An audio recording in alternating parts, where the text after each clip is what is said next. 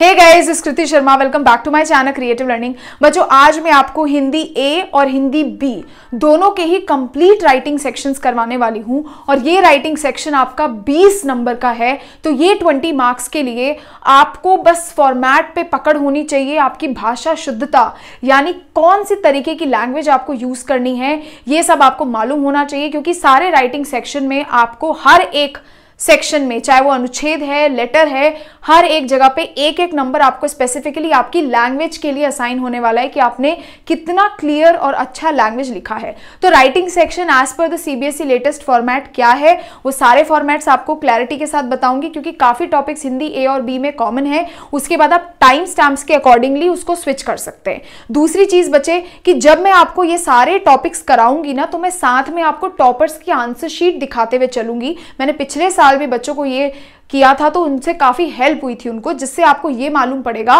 कि वो बच्चे ने जो बोर्ड एग्जाम्स में फॉर्मेट लिखा था वो टीचर्स ने पूरा साइन करके मार्क्स दिए हुए हैं, फुल मार्क्स। तो आपको एक कॉन्फिडेंस भी बूस्ट हो जाएगा कि ये फॉर्मेट क्लियर है, क्योंकि ये टॉपर्स आंसर शीट है जो ऑलरेडी सीबीएसई के थ्रू चेक हो रखी है। ठीक है बच्चों, अब हम शुरू करते हैं एक एक टॉपिक करके। सबसे पहला जो हम टॉपिक पढ़ने वाले हैं बेटा, अनुच्छेद लेखन। ये जो है ये दोनों आपके हिंदी में है, हिंदी अ में भी है और ब में भी है। देखो, अनुच्छेद लेखन मतलब पैराग्राफ राइटिंग।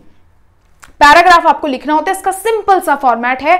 आपको एक क्वेश्चन में 3 बिंदु, कुछ 3-4 हिंट्स दिए होंगे, उस हिंट्स के अकॉर्डिंगली आपको पूरा बिल्डअप करना है एक अनुच्छेद, एक पैराग्राफ का। याद क्या रखने वाली चीजें हैं, ध्यान रखना। सबसे पहले आपने ऊपर एक हेडिंग लिखनी है, बिल्कुल बीचों बीच आप हेडिंग लिखेंगे। उसके बाद एक लाइन आप छोड़ेंगे या नहीं भी छोड़ सकते, आपके ऊपर डिपेंड करता है। आपने उसके बाद एक पूरा का पूरा पैराग्राफ लिखना है विदाउट लीविंग एनी लाइन। सो पूरा पैराग्राफ एक लिखते चले जाएंगे, पूरा एक पेज का आप लिख सकते हैं। पूरा एक पेज का आपने कंप्लीट पैराग्राफ लिखना है, कोई लाइन लीव नहीं करनी। बस दिमाग में ये रखना है जो प्रश्न में आपको हिंट्स दिए हुए हैं वो सारों का जिक्र होना बहुत इंपॉर्टेंट है। वो सारे हिंट्स को इंक्लूड करते हुए आपको चलना है।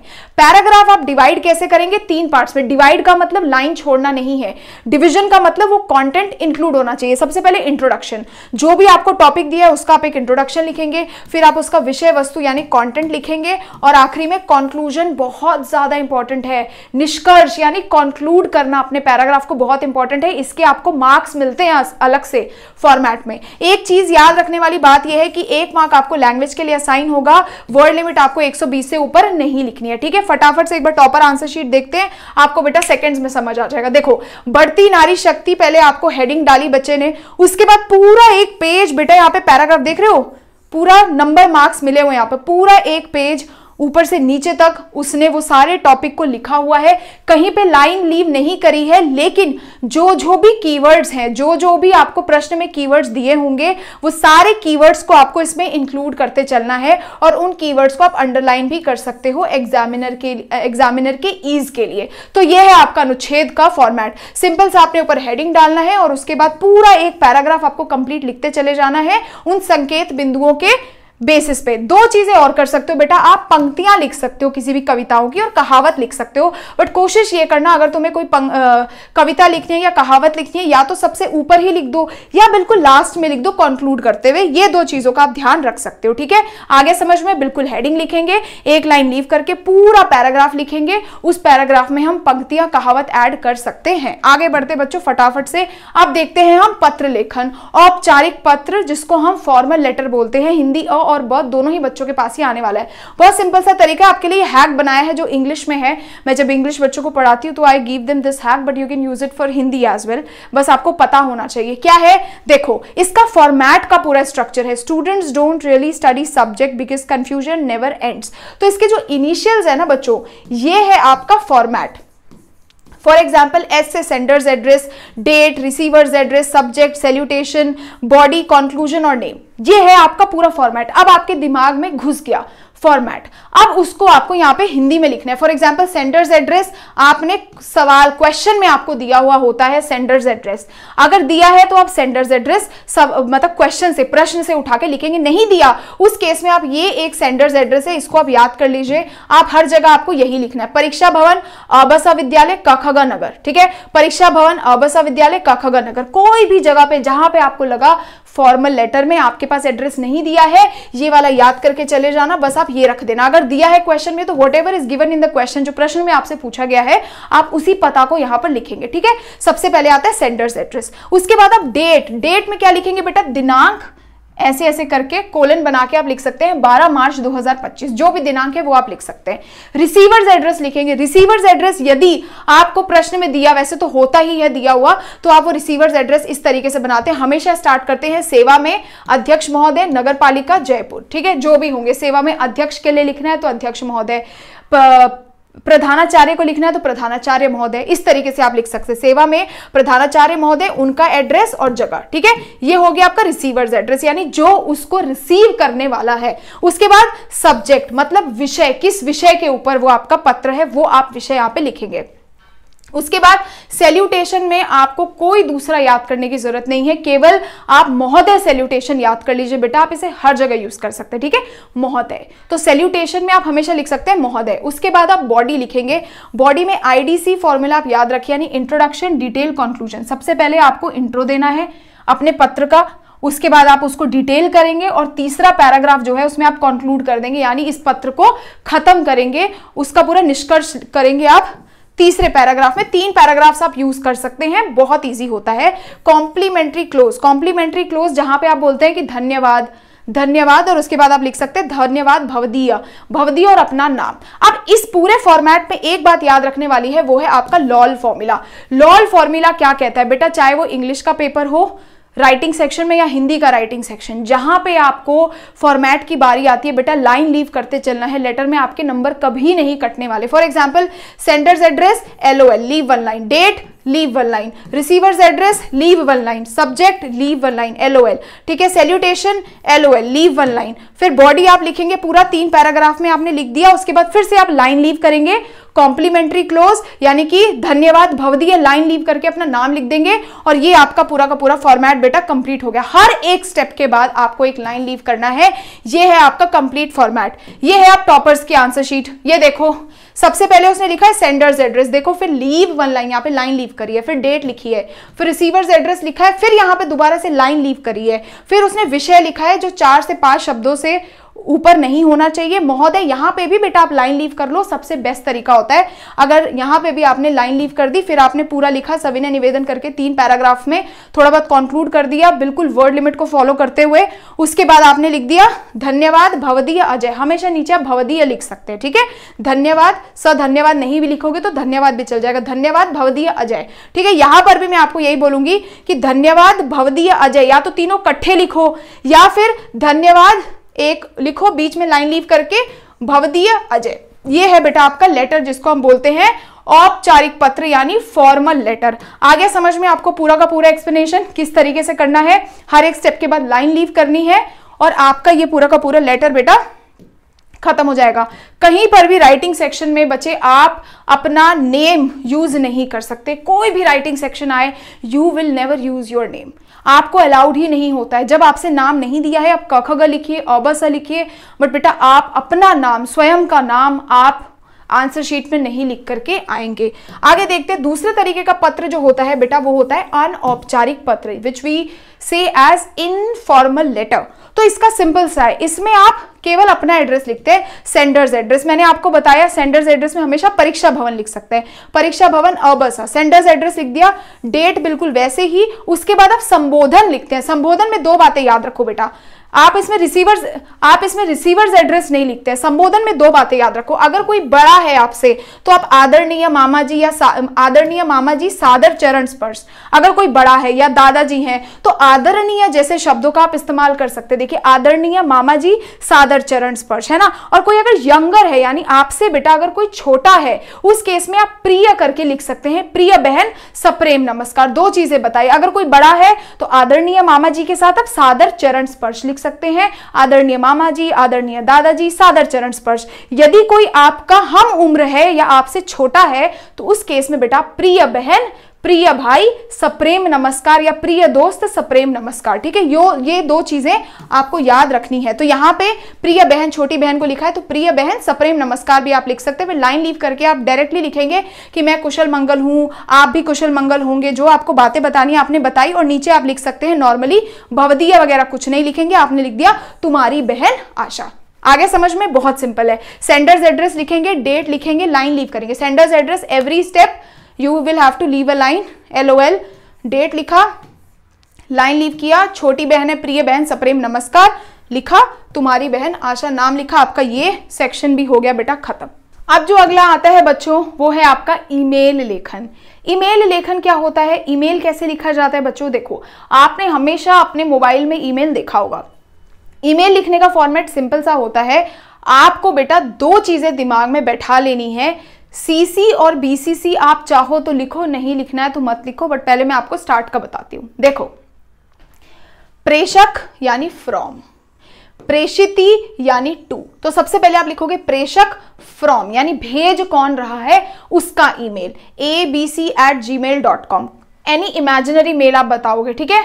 फिर प्रेषिती यानी जिसको रिसीव होगा उसका नाम लिखोगे xyz@gmail.com। बच्चों को कंफ्यूजन होता है प्रेषक कौन है, प्रेषिती कौन है। इसका है कैसे याद रखना, क पहले आता है तो आपका प्रेषक पहले आएगा, तो बाद में आता है तो वो बाद में आएगा, ठीक है। तो प्रेषक यानी फ्रॉम और टू लिखते हो ना, तो याद रखना जो फ्रॉम है उसमें पीछे क होना चाहिए, यानी प्रेषक और प्रेषिती, ये याद रखना। फ्रॉम और टू भी आप ब्रैकेट में लिख सकते हैं। आपने ऐसे 2 कोलन बनाने हैं और मेल लिखनी है, तो पहले प्रेषक आ गया, फिर प्रेषिती आ गया। CC और BCC बेटा ये दोनों ही आप अगर लिखते हैं अच्छी बात है, नहीं भी लिखते तो ऐसा नंबर नहीं कटेंगे। मेरा रेकमेंडेशन ये है, जितना मैंने टॉपर्स आंसर शीट को बच्चा देखा है आप इसे इंक्लूड कर लीजिए। तो CC और BCC, कार्बन कॉपी और ब्लाइंड कार्बन कॉपी, तो CC और BCC आपने लिखा, इसमें कोलन बनाया, यहां पे आपको कुछ लिखने की जरूरत नहीं है। इतना चारों बेटा बैक टू बैक लिखेंगे बिना कोई लाइन को लीव करे, और ये चारों चीज लिखने के बाद आप यहां पे करेंगे एक लाइन लीव, LOL यानी लीव 1 लाइन। उसके बाद आप लिखेंगे विषय, विषय मतलब topic, subject, what the email is all about. So you will have to write the subject over there. तो आपसे पूछा है विषय, तो विषय क्या है बेटा? विषय जो आपका है वो आपने 4-5 शब्दों में जो होता है वो आप विषय लिखते हैं, ठीक है। मेल लिख दिया आपने, फिर से आप लीव 1 लाइन यानी एक और लाइन को लीव करेंगे, और यहाँ पे सैल्यूटेशन के लिए महोदय, मैंने आपको बताया फॉर्मल चीज है, कोई भी राइटिंग सेक्शन में आप हमेशा महोदय जैसे वर्ड्स का यूज कर सकते हैं। आपने लिखा महोदय, अपनी मेल आपने टू द पॉइंट लिखनी होती है। मेल लिखने के बाद आप नीचे ये 3 चीजें जैसे हमने बिल्कुल लेटर में किया था, भवदीय, धन्यवाद, भवदीय, कृति। मैंने यहाँ पे कृति लिख दिया गलती से, मतलब मैंने तो एग्जाम्पल दिया ना कि कोई नाम लिखना है, आप नाम लिखेंगे ही नहीं। दिया है प्रश्न में तो आप लिखिए, नहीं दिया है तो अ ब स क ख ग जो भी है आप यहाँ पे लिख सकते हैं। आया समझ में? फ्रॉम टू, CC BCC, फिर पूरी लाइन छोड़ी, विषय लिखा, लाइन छोड़ी, महोदय और यहाँ पे अपना 40-50 शब्दों में जो वर्ड लिमिट है उसके हिसाब से किया, धन्यवाद, भवदीय और नाम। एक बार मैं आपको बेटा एग्जाम्पल दिखाऊं, ये देखो बच्चे ने लिखा है फ्रॉम टू, फ्रॉम टू, वहां पे प्रेषक और प्रेषिती भी आप लिखो और अच्छी बात है बेटा, ठीक है। फ्रॉम लिख दिया, टू लिख दिया, CC BCC ब्लैंक छोड़ दिया, फिर लाइन छोड़ी, LOL फॉर्मूला लगाया, विषय लिखा, खाद्य पदार्थों में मिलावट पर अंकुश लगाने हेतु, ठीक है। तो यहाँ पे आपने फिर से लाइन छोड़ी, अधिकारी जो भी लिखा, अधिकारी महोदय या महोदय लिख सकते हैं। इसके बाद भी आप लाइन लीव करो बेटा, सेफ साइड में रहोगे। महोदय के बाद भी आप लाइन लीव करके लिख सकते हो। सविनय निवेदन है कि मैं आपके नगर निगम के अंतर्गत आने वाले चौछाजा मोहल्ले का निवासी हूं। आजकल हमारे मोहल्ले में कई जो खाद्य पदार्थों में मिलावट करी जा रही है, ऐसे ऐसे करके आपने लिख दिया, और उसके बाद आप लिखोगे, ये मैं आंसर शीट दूसरे पेज में थी तो मैं लिख नहीं पाई, यहाँ पे आप लिखोगे भवदीय, धन्यवाद, भवदीय और नाम। ये हुआ आपका ईमेल राइटिंग। आया समझ में? कोई कंफ्यूजन है? बिल्कुल भी नहीं। आगे बढ़ते हैं मेरे बच्चों, विज्ञापन लेखन। विज्ञापन लेखन यानी एडवर्टाइजमेंट राइटिंग। आपने देखा होगा ना, एड्स लिखे जाते हैं। देखो, विज्ञापन का कोई टीचर आपको कुछ भी बोले, विज्ञापन का कोई भी सटीक फॉर्मेट नहीं होता है ना। जैसे मैं आपको उसमें बता रही हूँ ना, बाकी चीज़ों में 1 लाइन लीव करो, 2 लाइन लीव करो, यहाँ पे ऐसा कोई आपको झंझट नहीं है। क्या बातें ध्यान रखने वाली है मेरे बच्चों, दोनों में आएगा, हिंदी और ब में। सबसे पहले आप कोई भी विज्ञापन लिखो वो हमेशा बॉक्स में होना चाहिए। It has to be in the box always, है ना, वो हमेशा आपका बॉक्स में होना चाहिए। सेम बेटा ईमेल जो है ये आपका बॉक्स में होना चाहिए। मैं आपको बताना भूल गई, email has to be always, मतलब एक बॉक्स के अंदर आपको इस ईमेल को पूरा लिखना होता है, ठीक है। आगे देखते हैं, ये वाला है विज्ञापन। विज्ञापन का सिंपल सा तरीका है एडवर्टाइजमेंट, जिसमें आप कोई भी टॉपिक आपको दिया जाए लिखने के लिए, चाहे वो आपको बोला कि आप इस प्रोडक्ट के सेल के ऊपर लिखिए, सरकार की कोई नियम कानून लॉन्च हो रहे हैं उसके ऊपर लिखिए, तो सबसे पहला काम आपको क्या करना है, आंख बंद करके हेडिंग डाल देनी है। पूरा डिजाइन करते हुए बेटा आपने डालनी है हेडिंग बोल्ड में। फिर आप कुछ भी चीजें उसमें ड्रॉ कर सकते हैं। आप अलग अलग तरीके के पेड़ बना सकते हैं, पेड़ के ऊपर है तो अगर किसी कॉस्मेटिक शॉप के ऊपर आपको एडवर्टाइजमेंट बोला है तो लिपस्टिक बना ली, चीजें बना ली, आप ड्राइंग्स बनाइए, कोई प्रॉब्लम नहीं है, ठीक है। 50-60 वर्ड्स में बेटा होना चाहिए। उसमें भी याद रखो, कितना भी हो कोशिश करो पॉइंट्स में लिखने की। 3, 4, 5 पॉइंट्स आप उसमें इस तरीके से लिख सकते हो। टैग लाइन डाल सकते हो, कोई भी कविता हो गया, श्लोक हो गया, हमारा देश प्यारा देश, देश बचाओ देश मतलब बेटी बचाओ बेटी पढ़ाओ, है ना। इस तरीके के टैगलाइंस और श्लोक्स आप यूज कर सकते हो। एक चीज जो ध्यान रखने वाली है, 2 चीजें कंपलसरी है। एक तो सबसे टॉप में आपको हेडिंग डालना बहुत कंपलसरी है, और दूसरी चीज है लास्ट में जब आपका पूरा का पूरा विज्ञापन खत्म होता है तो संपर्क करे, यानी एड्रेस देना जरूरी है मेरे बच्चों। कहां पे संपर्क करना है, संपर्क करें, और दूरभाष मतलब मोबाइल नंबर है ना, वो आपका देना जरूरी है, क्योंकि आप एडवर्टाइजमेंट दे रहे हो तो एडवर्टाइजमेंट में लोकेशन देना और दूरभाष यानी कि मोबाइल नंबर देना बहुत इंपॉर्टेंट होता है। तो वो 2 चीजें आप हमेशा बॉटम में लिखोगे अपने एडवर्टाइजमेंट के। डिफरेंट तरीके के डिजाइन बना सकते हो, स्टार्स हो गया, सर्कल हो गया, everything you can like literally put any of the design which you like. और उसके बाद आपको हमेशा इस विज्ञापन को एक बॉक्स के अंदर रखना है। बॉक्स पहले नहीं बनाना, पहले आप पूरा विज्ञापन ड्रॉ करेंगे, उसके बाद आप आखिरी में इस बॉक्स को बनाएंगे। क्या 2 बातें याद रखनी है, सबसे पहले हेडिंग जो होनी ही चाहिए, और दूसरी चीज जो नीचे मैंने आपको डिटेल्स बताई है वो होनी चाहिए, संपर्क करें और दूरभाष ऐसे अंडरलाइन करके। उसके अलावा जो भी इंफॉर्मेशन आपको समझ आती है उससे रिलेटेड आप लिख सकते हैं। आपको मैं टॉपर्स आंसर शीट दिखाऊं तो ये देखो, बोल रहे हैं आपके पिता श्रृंगार वस्तुओं के विक्रेता हैं। कोरोना महामारी के कारण उनके कारोबार में मंदी आ गई है, मतलब his business is not going well. उनकी दुकान में बिक्री बढ़ाने के लिए लगभग 50 शब्दों में एक विज्ञापन तैयार कीजिए, है ना। अब विज्ञापन मैंने आपको क्या बताया, पहली चीज जो आपको समझनी है बेटा वो हेडिंग है। तो क्या इस विज्ञापन में हेडिंग है? बिल्कुल है। एक प्रॉपर हेडिंग असाइन करी गई है, अ श्रृंगार। उसके बाद टैग लाइन देखो डाली हुई है, हर नारी का अधिकार, अ का श्रृंगार। उसके बाद विशेषताएं लिखो, आपको क्या बताना है कि कैसे वो बढ़ेगी सेल बढ़ाने के लिए। बेस्ट है, अच्छे काजल मिलते हैं, अच्छी लिपस्टिक मिलती है, अच्छा मेकअप कर सकते हैं, कुछ आप यहाँ पे ड्राइंग्स बना सकते हैं, ठीक है। दूसरी चीज जो भूलने वाली नहीं है, संपर्क करें। ये रहा लाइन, नीचे लिखना है संपर्क करें, पूरा एड्रेस और दूरभाष। ये 2 चीजें नहीं छोड़नी है, एक आपका हेडिंग, दूसरा ये 2 चीजें। इसके मार्क्स हैं आखिरी में, you just have to put it inside the box. Box के अंदर आपने इसको लिख दिया। दूसरी चीज, please do not use colours. I will not recommend any of the students कि आप बेटा कलर भरे उसमें। नॉर्मल आप पेंसिल से इसको बनाइए, विशेषताएं वगैरह प्रॉपर जैसे लिखना है लिख सकते हैं। 2 चीजें ध्यान है, कितनी लाइन छोड़नी है दीदी, कोई ये सब डिटेल नहीं है, आप कैसे भी इसको बना सकते हैं। आप चाहे तो विशेषताओं को बॉक्स के अंदर डाल सकते हैं, it's totally up to you. Design formatting आपके ऊपर डिपेंड करता है, ठीक है। आगे आपको समझ में सिंपल सा तरीका है बनाने का, बहुत इजी तरीके से आप बना सकते हैं, 2 चीजों को ध्यान में रख के। अब अगला जो आपके टॉपिक में है बेटा वो है संदेश लेखन। संदेश लेखन क्या होता है? संदेश लेखन आपके पास आता है, कैसे लिखना है आपको किसी को संदेश देना है, कुछ इंफॉर्मेशन देनी है, तो आप कैसे दोगे, है ना। अब देखो, सबसे पहले तो आप टॉप बॉटम में क्या लिखोगे? संदेश। अगर ये संदेश शुभ कामना देने के लिए है कि तुम्हें परीक्षा में प्रथम आने के लिए बहुत बहुत बधाइयाँ, यदि इस प्रकार का कोई संदेश आपको लिखना है तो उस केस में आप यहाँ पर शुभ कामना संदेश भी लिख सकते हैं। यदि आप कंफ्यूजन में हैं, आपको नहीं पता कि ये शुभकामना संदेश है, कौन सा संदेश है, तो आप सिंपली बस संदेश लिखिए ऊपर टॉप पे, ठीक है। ये भी बॉक्स के अंदर आना चाहिए।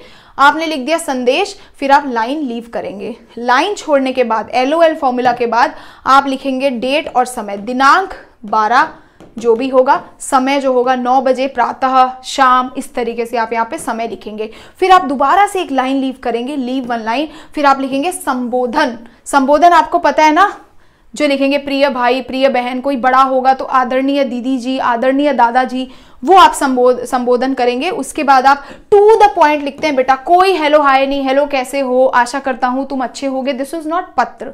संदेश टू द पॉइंट होता है कि यह जानकर बहुत खुशी हुई कि तुमने अपने परीक्षा में प्रथम स्थान प्राप्त किया है। इस उपलब्धि के लिए मैं तुम्हें बधाइयां देना चाहता हूं, या बड़ी बहन की तरफ से तुम्हें बहुत बधाइयां। So you have to be direct और टू द पॉइंट आपको लिखना होता है। लास्ट में बस आप अपना नाम लिख देते हो, नाम क ख ग, संदेश का लेखन and then put it in a box.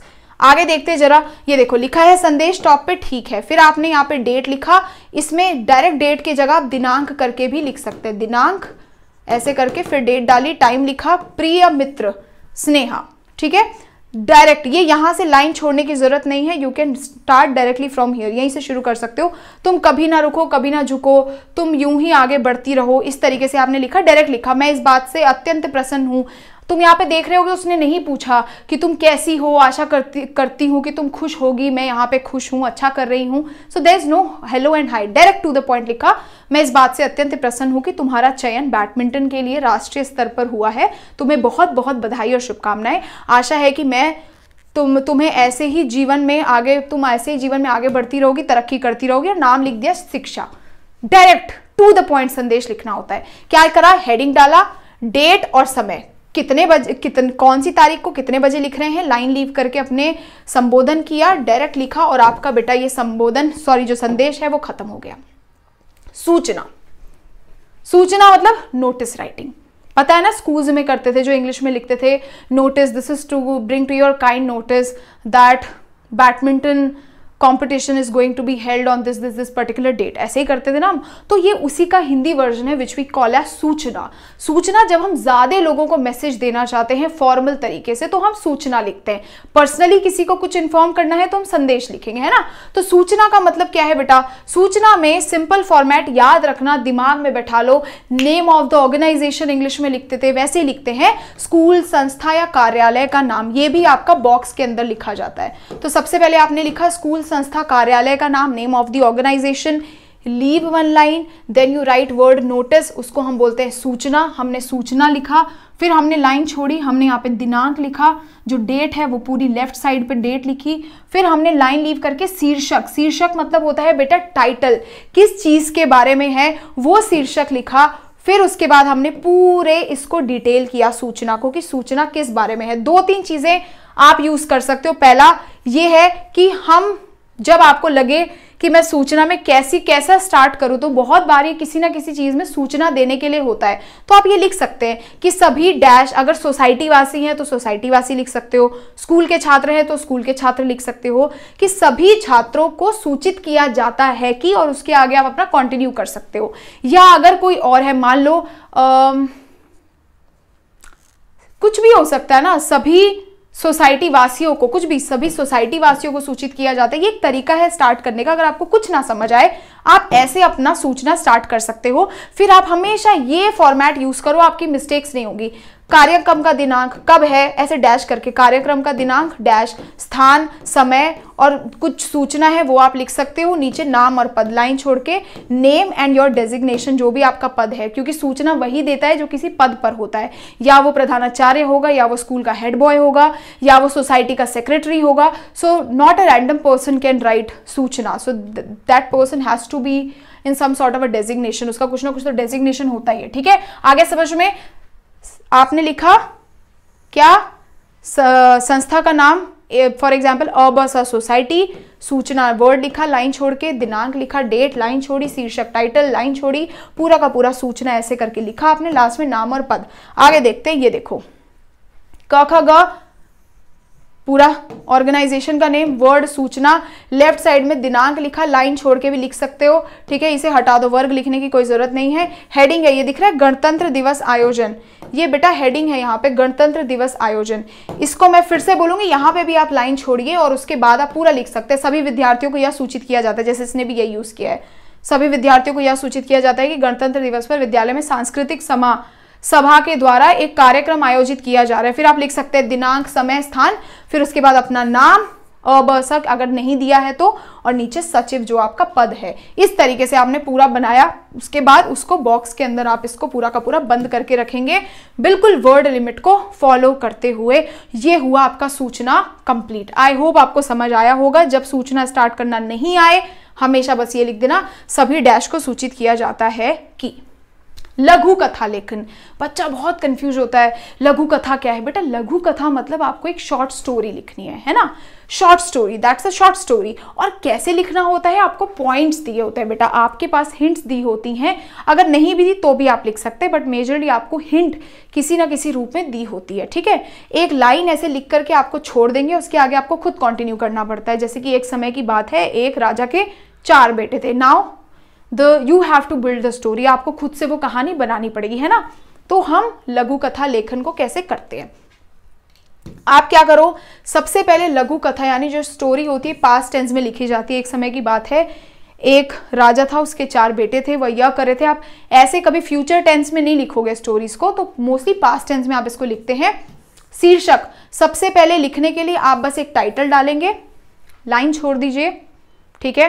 पूरा स्टोरी लिखिए, कहानी बना दी आपने बिल्कुल वर्ड लिमिट को फॉलो करके। आखिरी में एक आपका टाइटल, शीर्षक और एक आपकी शिक्षा लिखना बहुत इंपॉर्टेंट। जब पूरी आपकी कहानी खत्म हो जाए, आप नीचे लिखेंगे एक लाइन छोड़ करके शिक्षा, यानी इस पर्टिकुलर स्टोरी से हमें सीख क्या मिलती है। जैसे आप लिख सकते हैं, एकता में बल है, हमें आपस में प्रेम के साथ रहना चाहिए, किसी से हमें ईर्ष्या नहीं करनी चाहिए। इस तरीके के कोई भी बेटा आप शिक्षा लिख सकते हैं।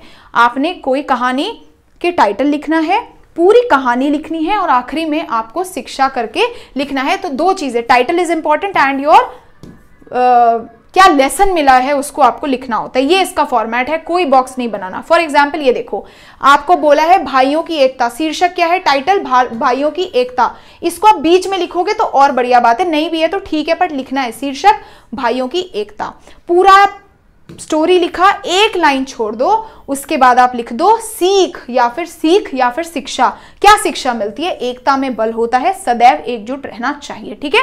सिंपल सा तरीका है आपका लघु कथा लेखन लिखने का। शीर्षक होना चाहिए, एक लाइन छोड़िए, पूरी कहानी को लिखिए पास्ट टेंस में, जैसा आपको लगता है, जो आपको लगता है भूतकाल में जितनी जरूरत है उस हिसाब से आपने अपनी कहानी को लिखा।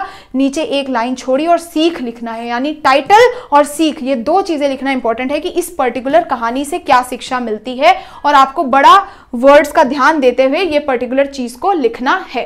अब जो लास्ट बेटा आता है आपके पास, वो आता है संवृत्त लेखन। ये जो होता है ये थोड़ा टफ है, मतलब इसमें लिखने का कंटेंट ज्यादा होता है, ऑल्सो आपको थोड़े लैंग्वेज भी फोकस करनी होती है।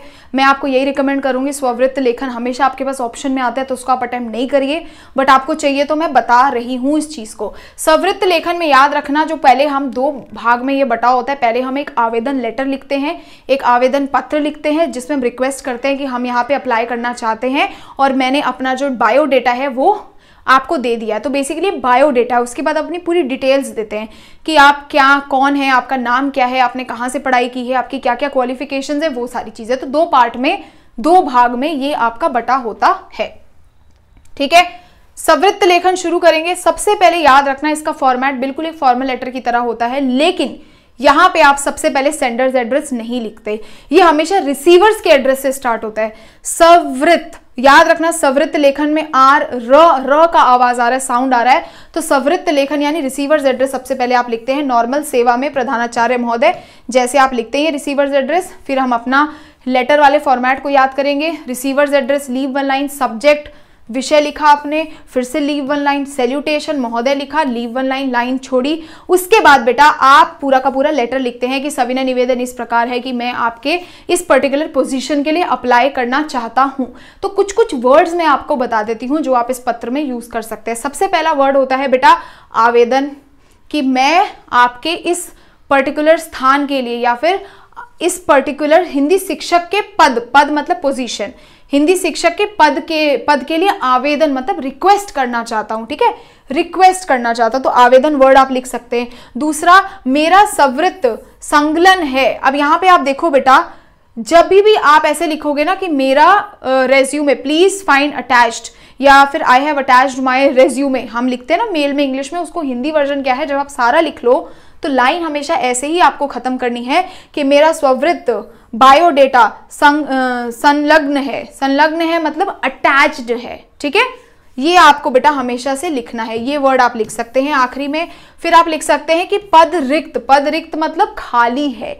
तो मैंने देखा कि आपके यहाँ हिंदी शिक्षक का पद रिक्त है और मैं उसके लिए आवेदन भेजना चाहता हूं, और मैं इस पद के लिए उचित योग्यता रखता हूं। और आप ऐसे भी लिख सकते हैं कि मुझे ऐसा प्रतीत होता है कि मैं इस पद के लिए उपयुक्त, या फिर क्या लिख सकते हो, उचित योग्यताएं या योग्यता रखता हूं या रखती हूं। ये कुछ कीवर्ड्स हैं जो आप दिमाग में रखना, इसी के बेसिस पे आपको पूरा कंटेंट आपका बनाना है। उसके बाद आप लिखेंगे धन्यवाद।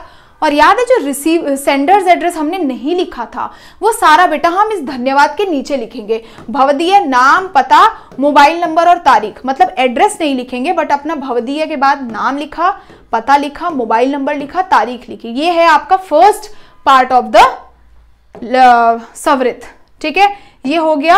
आगे समझ में ना, ये पूरा इस तरीके से आपने सवृत लेखन लिख लिया। उसके बाद आप क्या करेंगे, अब आप डायरेक्ट नीचे आएंगे और लिखेंगे शैक्षणिक योग्यता, यानी कि जो आपकी क्वालिफिकेशंस हैं उसका एक ऐसा बॉक्स बनाएंगे और उस बॉक्स में ये सारी चीजें होनी चाहिए। पहले क्रम संख्या होना चाहिए, फिर कक्षा, वर्ष, विद्यालय, विषय और प्रतिशत, कितने मार्क्स आपको मिले। आपने लिख दिया 10वीं 12वीं, फिर आपने बीएड लिख दिया, और जो भी आपके लेवल है कम से कम 3, मिनिमम 3 आपको लिखने ही है। 10वीं लिख दिया, 12वीं लिख दिया, और जिस पोजीशन अब कोई हिंदी के लिए अप्लाई कर रहा है, जब भी हिंदी के लिए, सोशल साइंस के लिए, पॉलिटिकल साइंस के लिए तो बीए लिख दो।